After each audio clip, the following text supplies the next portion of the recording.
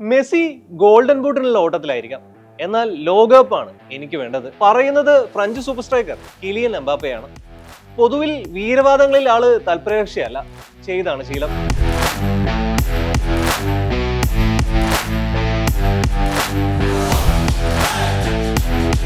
ലോകകപ്പിലെ round of 32-ൽ സ്വീഡനെ എതിരില്ലാത്ത 3 ഗോളുകൾക്ക് നിലംപരിശാക്കി ഫ്രഞ്ച് സൈന്യം പ്രീ ക്വാർട്ടറിലേക്ക് കുതിക്കുമ്പോൾ ഇരട്ട ഗോളുകളുമായി തകർപ്പൻ പ്രകടനമാണ് എംബാപ്പെ കാഴ്ചവെച്ചത്. 1998-ലെ ലോകകപ്പ് ഫൈനലിൽ ബ്രസീലിനെ 3-0 കീഴടക്കിയ ശേഷം ലോകകപ്പിന്റെ നോക്കൌട്ട് ഘട്ടത്തിൽ ഫ്രാൻസ് സ്വന്തമാക്കുന്ന ഏറ്റവും മികച്ച വിജയമാണിത്. ആ നേട്ടത്തിലേക്ക് ലെസ് ബ്ലൂസിനെ നയിച്ചത് എംബാപ്പെ എന്ന ഗോൾ മെഷീനാണ്. അവരെ മുന്നിൽ നിന്ന് നയിക്കുന്നത് വിശ്വസ്തനായ ഈ നായകനാണ്.